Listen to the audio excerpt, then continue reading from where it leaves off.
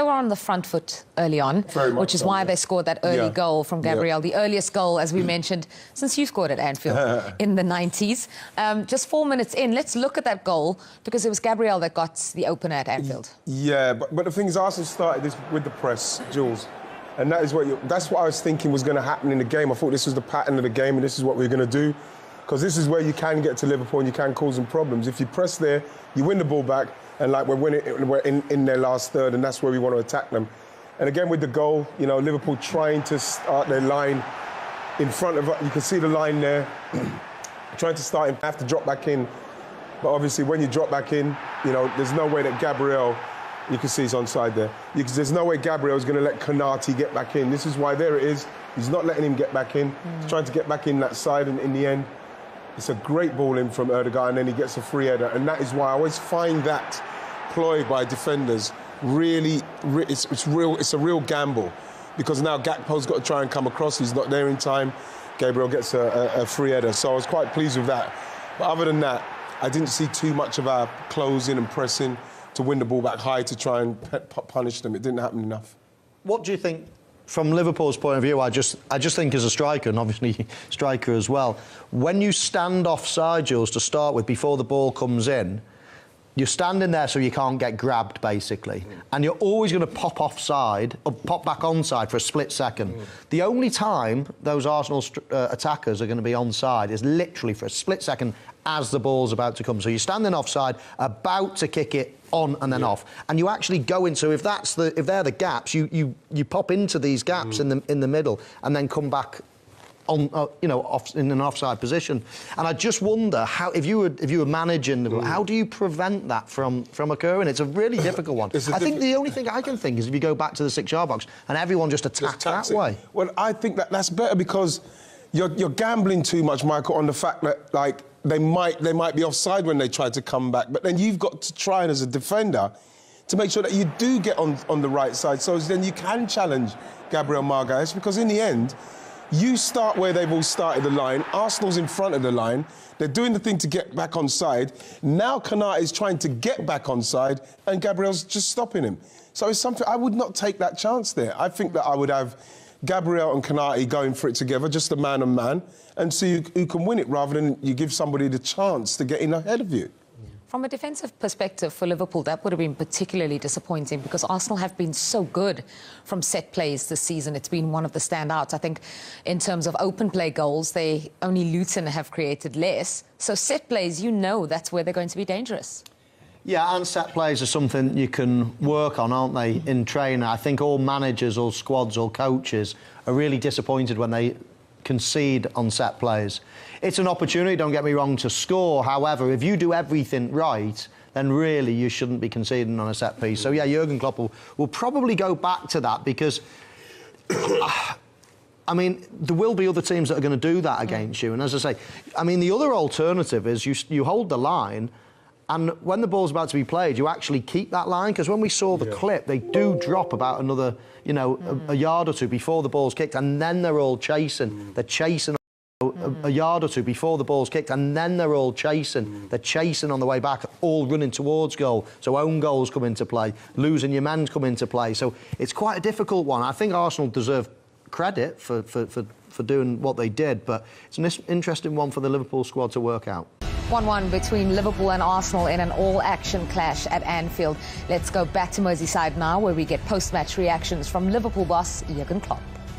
The start of the second half was exciting, explosive. Did the start to the first half frustrate you? You had the crowd, you had everything. Not at all. By the way, thank you, Anfield. Oh, my God, eh? That's what we can do when we when we are all on our toes. It's crazy. Eh? No, I was not disappointed or frustrated, not at all. That's what can happen. The first ball goes for them. I think the first already a corner, stuff like this. They had these moments. They have this strength. They have the confidence. But you could see that we impressed them as well then afterwards, when we were really in the game. And the direction we had in the game, how we found the half spaces was absolutely exceptional. How we turned there, how we showed then our ability, I liked a lot. Look, it's one of these games, yeah. And I'm not sure how many chances Arsenal had and how big they were. Don't really remember a lot, but maybe they had something. But of course, we could have won the game. But it's fine. It's a point. Two strong sides, massive battle, and that's it. It's fine. A point, two massive sides. That's it. Yeah. Yeah. You know, I said a moment ago that I don't think either manager will be having their Christmas lunch really disappointed with the result today. Not getting beat is important against fellow rivals, and both teams played really well. So I think both will be positive about the outcome. Although I do think Pep Guardiola, wherever he is in the world at the moment, will be rubbing his hands together a little bit more than everyone else. I do feel that the chance there when they went on that 5-on-2 run against us, even though Declan Rice was there, you know, if anyone's going to stop him, it's going to be Declan. But if I'm Klopp, I'll probably look at that chance and feel like that was a massive opportunity missed, because I wouldn't expect Trent to miss that. So if you're going to nitpick in it, of course he'll take the point with the way Arsenal playing. But if you're going to nitpick, you probably think that would have been the chance to win the game. Elsewhere in that interview, he also said about the penalty, that was weird. He doesn't see how you can't give it. Let's look at it and remind everyone your thoughts on it. Yeah, I thought it was a penalty. I thought the hand, you know, went towards the ball. I think Mo Salah was flicking it round and was about to run onto it. And Ødegaard, I mean, he stops it with his hand, and it looks like it's I wouldn't say intentional, but I mean, he does move his hand towards the ball and stop it. So, I mean, I think that's a penalty. You know what? What you have to say, because I don't really want to go into the ref stuff and the decisions, but if you give that, why wouldn't you give that? You know, what reason would you say you're not going to give that? If you give that, what would Martin Ødegaard, Arsenal, say about why that shouldn't have been a pen? I can't see how that's not a penalty. I'm delighted that it's not in the end, because we don't lose the game. But I cannot understand how you can look at that and not give a penalty for that. No, I understand it. I think we've been as far away, on the handball rule at the moment, we've been as far away from being happy, you know, the general game. Yeah. You know, whether it's managers, players, fans, you know, authorities, even referees don't particularly like the handball rule. But the rules that are being dished out means we've obviously got to abide by what we've been given. But I just don't. I think we're in a bit of a mess at the moment with handball. I don't know really. Yep. You know, you look at that, Mike. So you look at Mo Salah, and you know what I mean. Of course, it's my team, but you look at Mo Salah. He's going past him. He's going around him. The fact that his hand stopped it in the box from him to get on the ball, maybe cross it for someone to tap in. Surely you've got to look at that side of why that's handball as well. They've actually stopped a goal-scoring opportunity, and it is a goal-scoring opportunity because it should have been a pen. I'm quite pleased they didn't give it, but, like, you know, I can't understand what they're thinking. Yeah, and then, of course, so you've got that on the pitch, and then we've got something that I'm sure people are aware of called VAR, VAR, that's there for a backup. And quite obviously, VAR didn't think it was clear and obvious enough to then say, hang on a minute, big mistake made. So, you know, between the referee and VAR, they didn't think it was. You know, I don't think it was, oh my word, it's the biggest, you know, shocking decision I've ever seen. So I'm not, you know, going to give VAR bashing for it. But based on what we've seen there, I do think it was a penalty. As a boxing match, a goal apiece, and they went toe-to-toe. We'll be talking about that penalty decision for some time as well, and that chance from Trent Alexander-Arnold. It ends 1-1 at Anfield. Thank you to the two gentlemen alongside me. We'll see you next time. Well, let's get our first reaction from the dressing rooms. Bukayo Saka is ready and waiting to speak to us at Anfield. Good evening to you, Bukayo. Just tell us what you made of the game. Good evening. I think we're a bit frustrated. I'm a bit frustrated, but I guess it can be good, you know, when you come to Anfield and you're frustrated that you haven't won. But obviously, credit to Liverpool, they played well, and I think we played well as well. So it could have gone either way in the end. But yeah, we're proud. So what's the frustration about then, if you actually think you did play well? Do you know what? I think there's certain moments, you know, in this game. Of course, Liverpool had their moments, but when we had our moments, myself as well in the final third, you know, that final pass, sometimes it just didn't go the right way today. So that's where the frustration lies with me. Bukayo, Theo here. Just want to ask a question of, I mean, I've been in previous Arsenal teams when we've gone there and we've actually not got the right result, and I'm sat here now thinking a draw is probably something that I would have taken as an Arsenal player. Obviously, I sense frustration in you, but are you probably a better team defensively now than you ever have been compared to last year? Yeah, I'd say 100%. There was times today where you saw how great our defence is, our midfield as well, helping the defenders. But yeah, the centre-back pairing, Willie, Gabby, I thought they were really good today. You know, special shout out to them. They were top. So they dealt with the threat Liverpool had loads of times. So that did help us out a lot. Bukayo, Jamie Redknapp, well done, mate. I just want to talk about Declan Rice and what the difference that he's made for you this season, because at times you don't look maybe as good going forward as a team, but defensively he's given you such a great platform. He's always passes the ball forward. What has he brought to your team? Yeah, Dex brought a lot to our team. I think he's definitely made us better. You can see, especially in games like today, you know, he's there breaking up the play, covering up so much ground, and obviously he wins the ball back and plays forward so quick. So it's nice for our attackers to have a player like him, you know, just winning the ball and playing forward. You know, it's what we like. So yeah, big credit to him, and he had another top performance today. I think he's been so consistent this year. So yeah, special credit to him. Obviously, when Tsimikas went off, you went up against Joe Gomez. What was it like? Because obviously Joe's a right-footed playing left-back. Did that make it a bit more difficult for you at times? Because you obviously want to come back onto your left foot, and then you had Virgil van Dijk coming out to you as well. Yeah, do you know what? I don't really think too much about that, you know, whether they're right-footed or left-footed. I'm just focused on getting at my full-back. But obviously it's more difficult when you have Virgil van Dijk coming across, you know, behind him, and I can see him. So yeah, credit to Liverpool today. You know, they did well in defending against me, and credit to Joe as well. He got the better of me sometimes, and I think obviously he played quite well. It was actually a bit of a strange moment, Bukayo, in that first half, with that challenge with Tsimikas on the touchline and the collision with Jurgen Klopp. Just give us your take on that. Oh yeah, I've heard he's gone to hospital, so obviously I want to apologise to him. I didn't mean it, of course. For me, it was just a 50-50, and I've gone shoulder to shoulder with him. I think I didn't see him, but he must have taken a bad fall. I didn't see that he went into Jurgen Klopp either. I was focused on running forward because I didn't think it was a foul. But yeah, that's my take on it. Yeah, well, I'm sure he'll appreciate that apology as well, Bukayo. I'm being told that he has a broken collarbone, and of course we all wish him well in his recovery. For you, a lot of people were saying tonight, if Arsenal were to win, then you would be favourites for the title.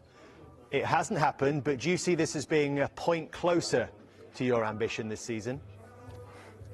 Nah, I don't think you can talk about the title yet. I think it's way too early, so I think, yeah, we'll just take the point. You know, we're still top of the table for Christmas, which is nice, but yeah, I think it's too early to talk about the title.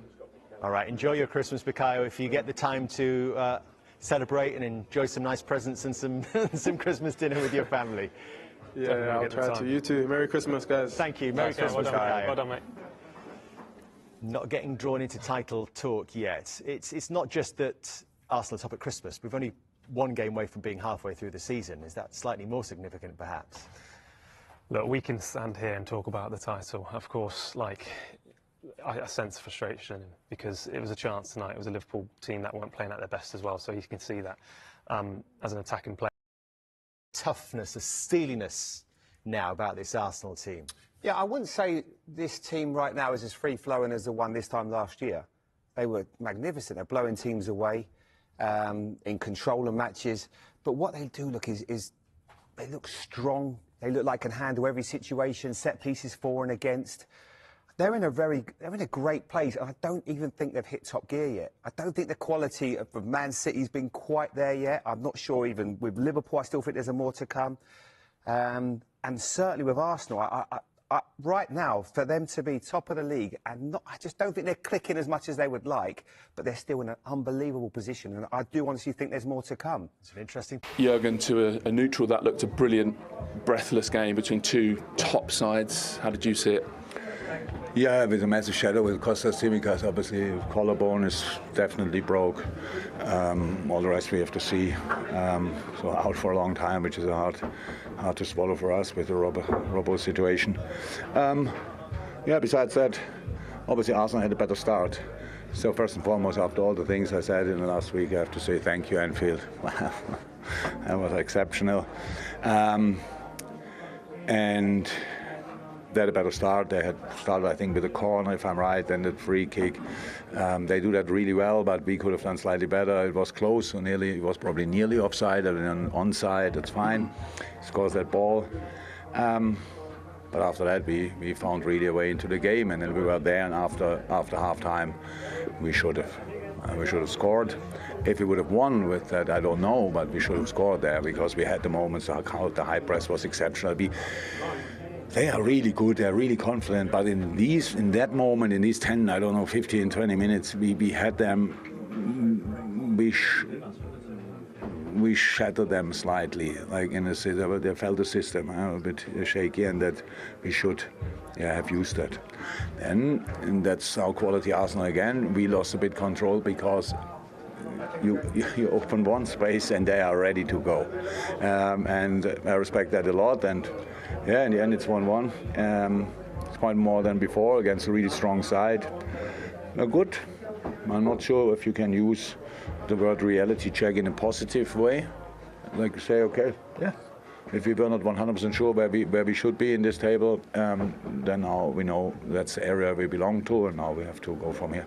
Just on Kostas, did that really shake you up? Obviously, there's nothing you can do. You just stood there, but just looking at you on the touchline, it just looked like it really affected you. Of course, I thought it's not a real problem because I had no pain and thought that maybe Kostas came away. I would happily give my collarbone, and Kosti could just would be fit again. But I was completely fine in that moment, and then thought Kosti as well, and then he said, "No, it's broken." And of course, that's not cool when it's directly in front of you and you're kind of involved. I was not even sure if I fell on him or how it happened. These things should not happen. After their great start, you said you shook them or you shattered them. How did you do that?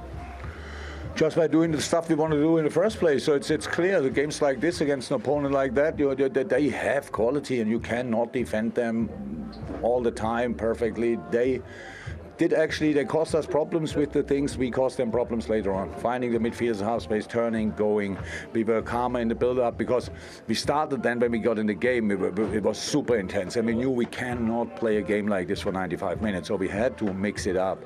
And a moment when we then started really playing and were calm, and then all of a sudden we found Curtis or Dom in between the lines completely free. We could turn. There should have been a chance already before half time, and Curtis was going with the ball and then he shoots instead of that moment pass the ball maybe to Mo. But the goal we scored was absolutely exceptional. What a pass, my God, what a finish, absolutely exceptional. And I think we would have deserved a second goal. How I said, we don't know how the game will then end. But and they didn't give up. I have to say, until last second there was nothing. With all the intensity, everybody felt it. It was super intense. Probably I don't know who they play and if they play in 3 days, but probably Burnley sat in front of the television. Great. It's just tough game, good game, in moments spectacular. That's it. You said reality check earlier. What did you mean by that? Because going toe-to-toe with another top team, that would give you, as a performance, encouragement today? Yeah, absolutely. So you have to make steps with the football team in development, and that today was really, really good against a top side. We didn't play bad against Man City, for example, but it was not as good as today. And so that's important that in these moments that you show up.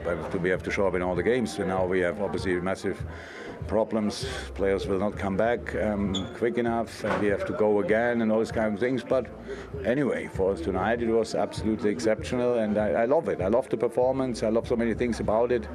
But of course, when you have the opponent where we had them early in the second half, then you want to score in these moments. Seen the Odegaard handball? Yeah. Thoughts? Yeah, the question is, I'm pretty sure somebody will explain it to me and will tell me it's not a handball, but I don't know how.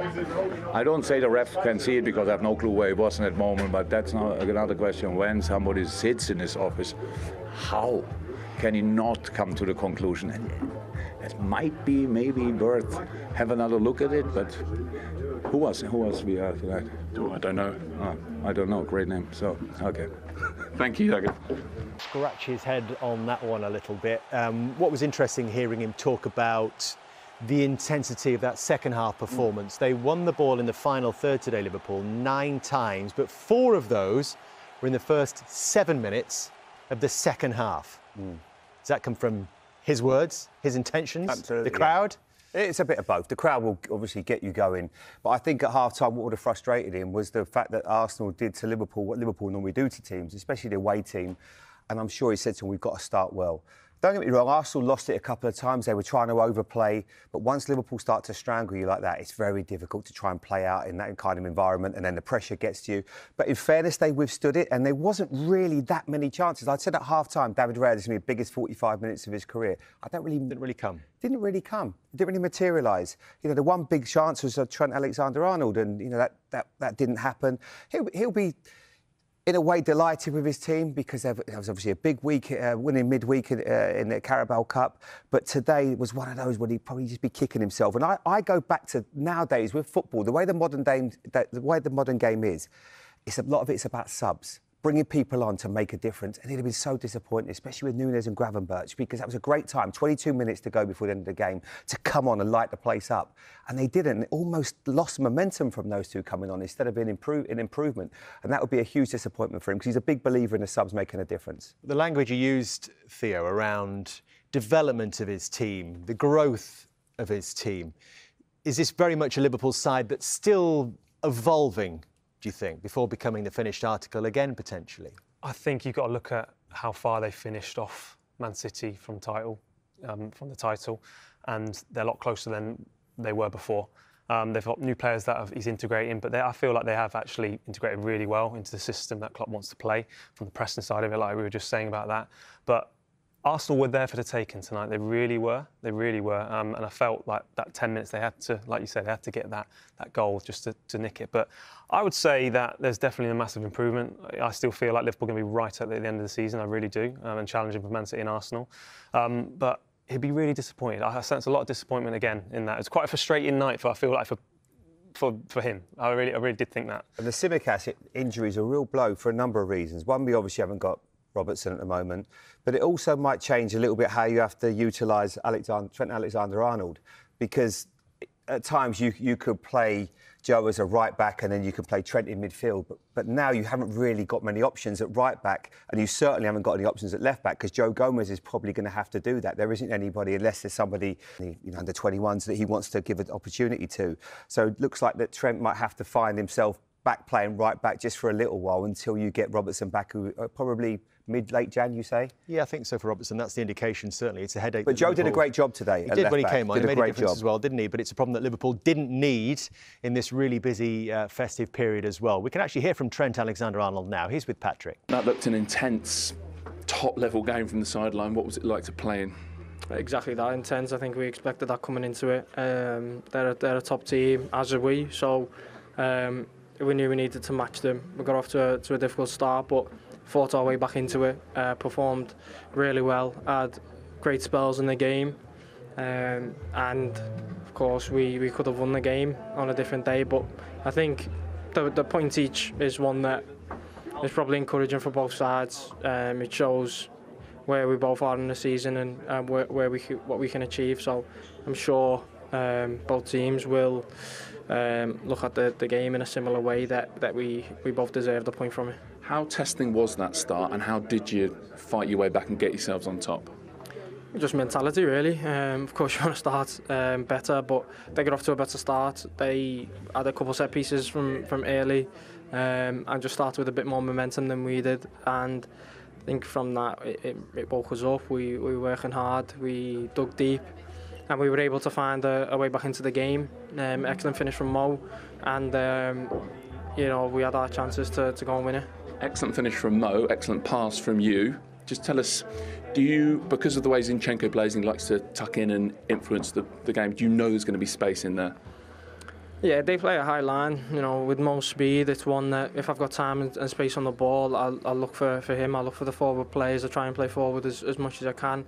And, there's a ball on him in behind. He's done really well once he's got it. And, No, it's about servicing the players that will go and win us the game. And Mo's a game winner, got us back into it with a lovely finish. And we, I think we dug deep, especially in that first half when times were hard. And we showed that tenacity like we've showed on a couple of occasions this year. Lastly, you said there were chances to win it. That one yeah, you know where I'm going.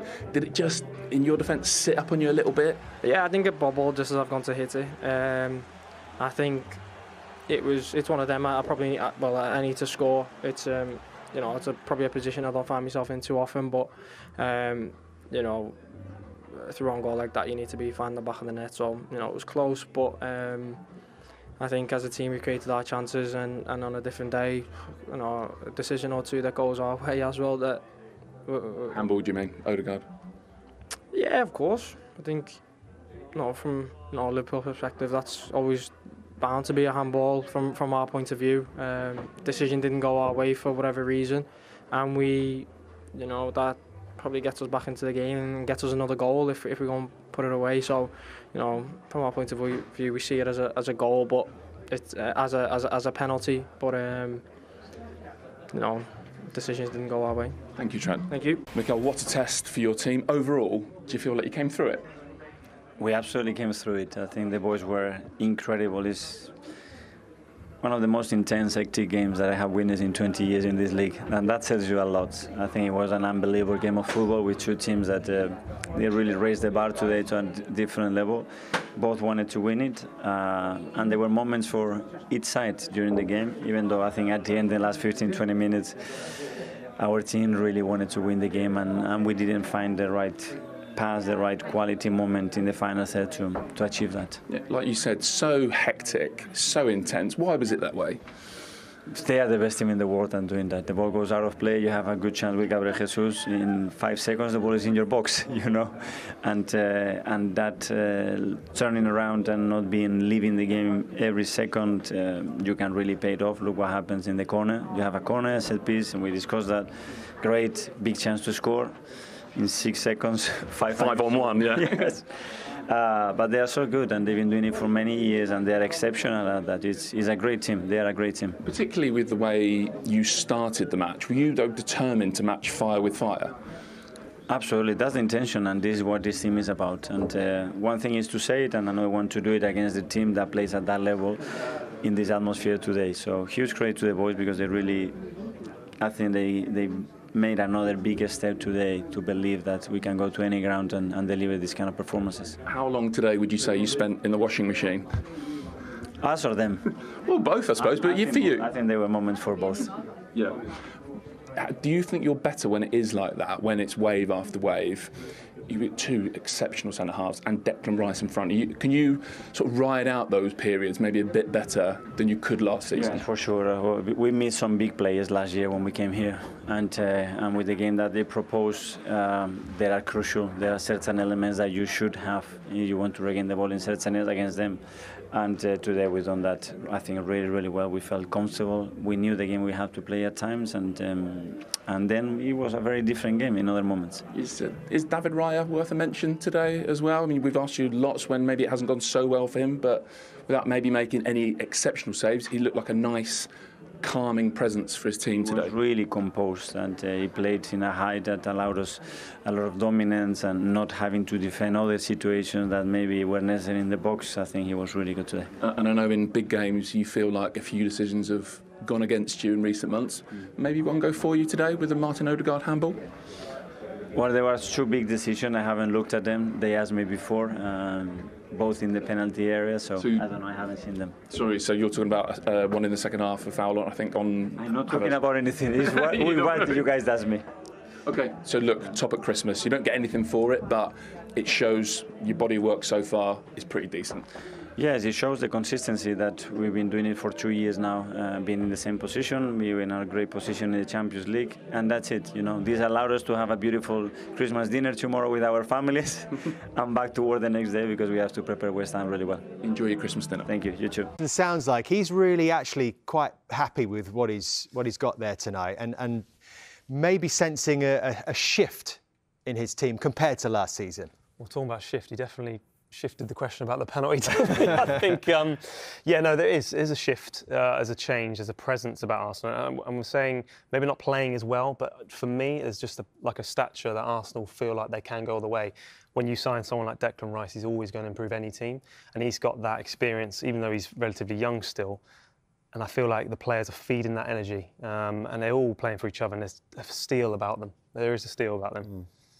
I still don't subscribe to they're better this year. There was 7 better equipped to win a title, perhaps? Well, they were 7 points better off last season than what they are now. They'd scored 7 more goals, so that suggests they were better this time last year. I just think we've got sort of short memories. We remember what happened to Arsenal at the end of the season, where they collapsed to a certain extent, and that's what pressure does to you. That's what Man City's amazing form did to them. Are they better?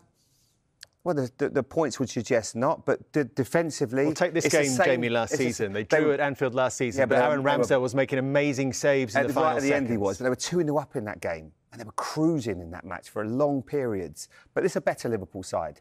But I don't believe we will not learn about this Arsenal team until the last 10 games of the season again, because what that did to them last year... Mentally, we don't know. It's just ifs and buts and maybes. But are they a really good team? Have they got a great chance? Absolutely, they have. And that's a lot to do, I think, with Man City not being as good as well this season. But I'm a big believer in this Arsenal team. But I'm not going to buy into the... Because I remember them last year. I love talking about them this time last year. They were blowing teams away. So I'm just not feeling that they're better right now than what they were last year.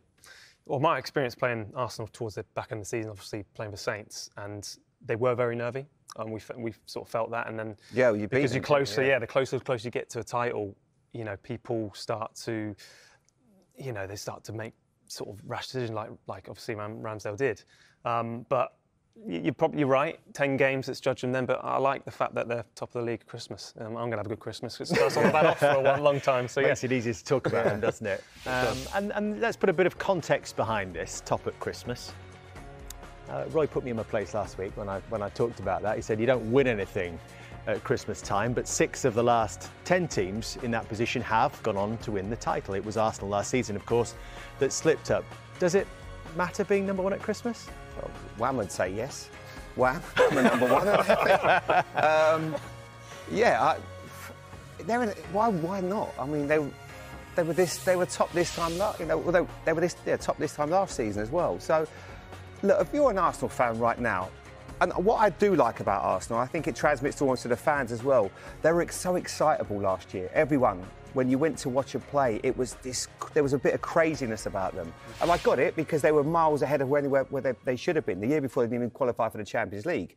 So last year came as a surprise. This year, I don't think anybody's surprised by this. They're looking at it going, this is where we should be. We spent 200 million, I think, in the summer. You brought in Declan Rice to give you that extra bit of quality in midfield. He certainly is doing that. I think at the start of the year, when he was playing in that sort of inside left position, didn't work. Playing Thomas Partey right back didn't work. He's gone back to what they were last season.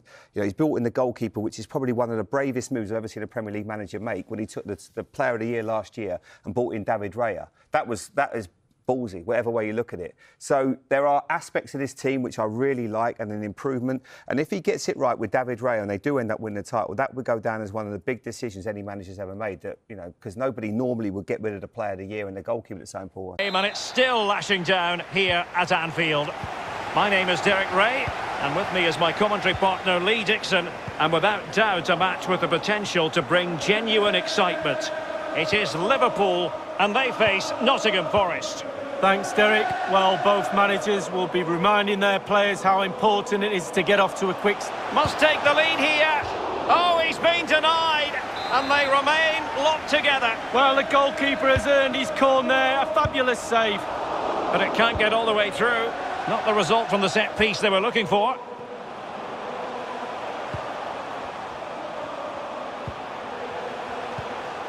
Fabinho.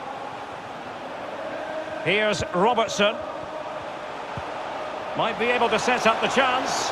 Just needs to stay calm. Keeper had work to do. Liverpool corner given.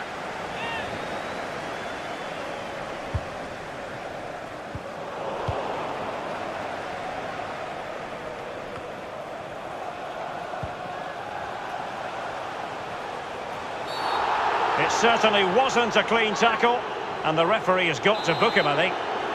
So early in this game, and the referee not really hesitating. A yellow card it is, and that could make it difficult for player and official. Well, it changes the complexion of your game, the way you play your match, especially if you're a defender. You start thinking about the challenges instead of executing them. And Mohamed Salah now. Can they get themselves in front here? My goodness, that save, fully stretched he was. One for his own highlights reel. So the corner played into the box. Alexander-Arnold. Salah. Excellent block.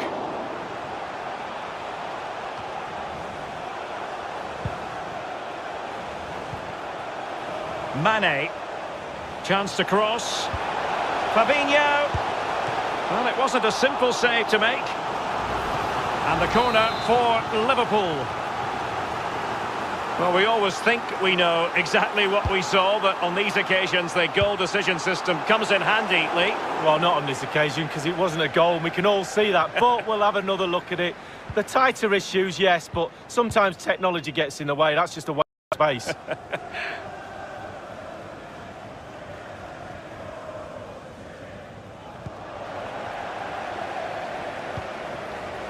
Thiago.